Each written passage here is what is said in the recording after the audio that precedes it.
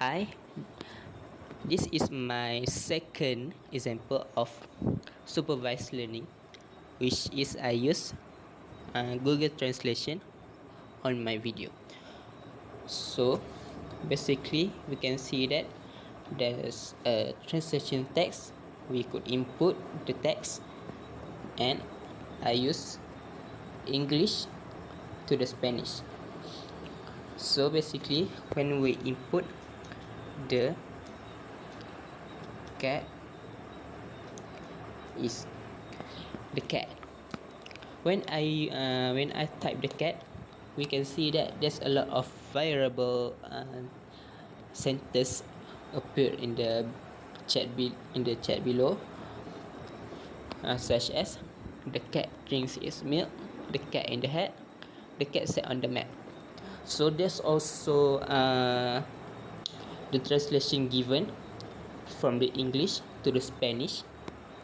We could see that of each sentence give a different meaning based on the different sentence. So what the system is trying to learn actually is learning the mapping from one language to another, but this isn't simple word for word replacement. The model must learn grammar rules, word order, and context. Let's say we use another example, dancing dog.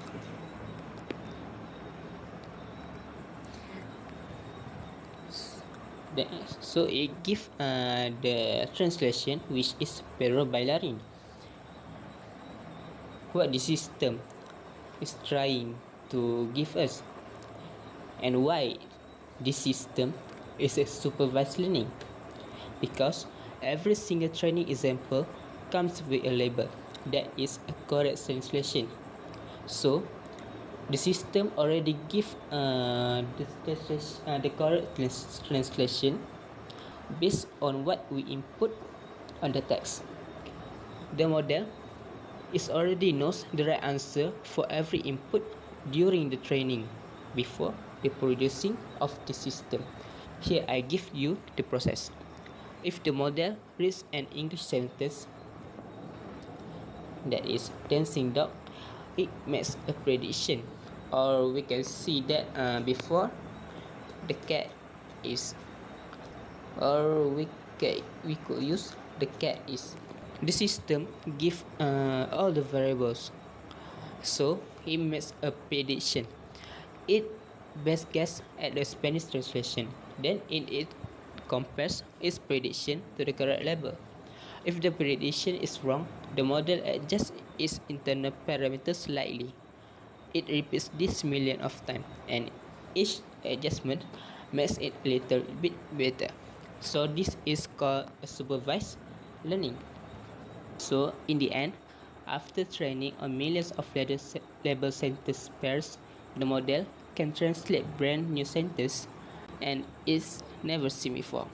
Input label data, learn the mapping, and translate anything based on the word we input.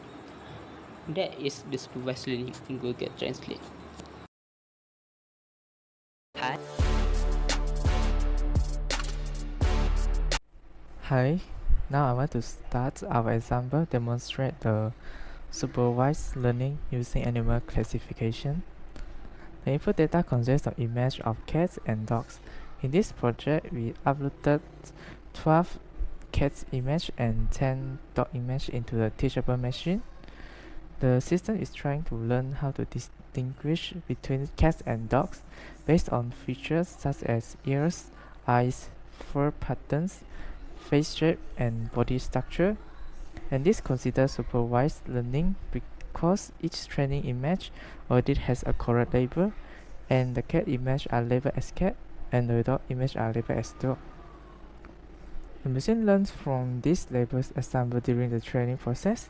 After training, we can provide a new image that the model has never seen before.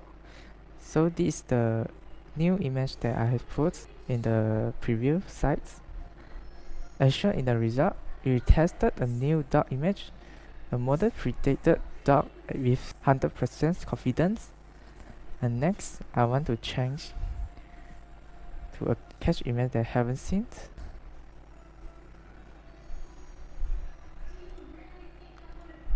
As shown in the result, when we test a new cat image, the model predicted cat also with 100% confidence.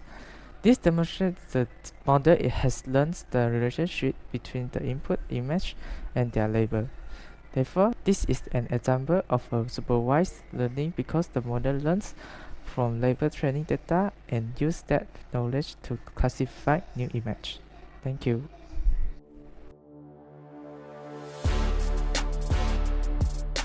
Good afternoon, everyone. This is Mubimbin and Alif Adam. We are presenting unsupervised learning or machine learning. So it is actually about the AI learns what normally happens without the help of humans. And we are using clustering, which is the grouping similar instance of the object, such as we group as attributes and all that. These are the example that we can use it on. Now we move on to, this is the original data cluster. We have 10 objects here. And now in unsupervised learning for clustering, we have two algorithms. The first one is K-mean algorithm.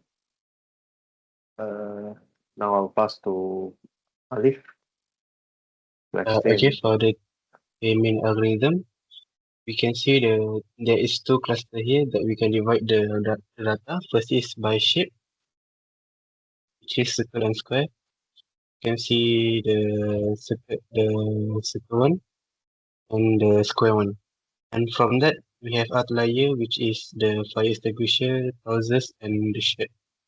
Second cluster is by color, which is we can obviously see the apple, cherry, in contrast to it, the blue color, which is strawberry, and the ball.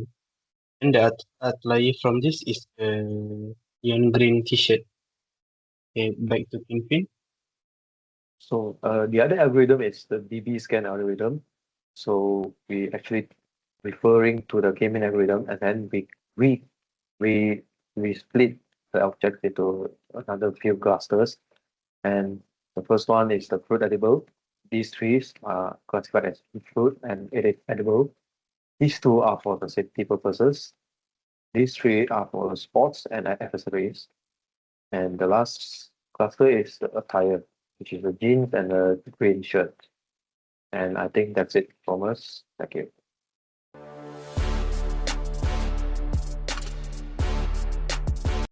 Greeting everyone, in this segment of the video, I'll be introducing the core concept of reinforcement learning, which is one of the three main types of machine learning.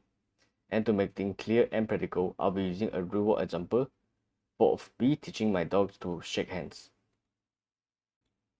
Reinforcement learning is all about learning from interactions. Unlike supervised learning, where the machine is explicitly told the correct answer, a reinforcement learning system learns by exploring its environment. The core objective here is for a system to discover how it ought to behave, meaning what action is to take, in order to maximize some notion of cumulative reward over time. In many cases, the rewards are delayed, meaning the system has to perform a sequence of action before finding out if it succeeds. To see this work in practice, let's look at the video where I attempt to train my dog to do the trick handshakes. In this scenario, my dog is the agent, and the environment is my house and me who is giving the commands. Since a dog doesn't automatically know what a human gesture or handshake command means, it has to learn the optimal behavior through trial, error, and feedbacks.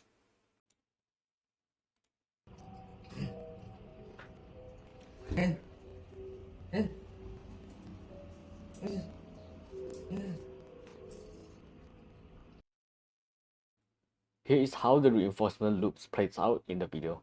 First, when I extend my hands and my dog does nothing and turn away, which is the wrong action, she receives no rewards. But later in the video, my dog decides to lift her front paw and place it into my hand, which is the correct action. Thus, she immediately gets a treat. In this case, the treat serves as a positive reward signal. Therefore, through repeated interaction, my dog updates her internal policy and learns exactly which behavior consistently yield the treat. She happily gives her paw every time it sees the cue. which is the outcome of reinforcement learning.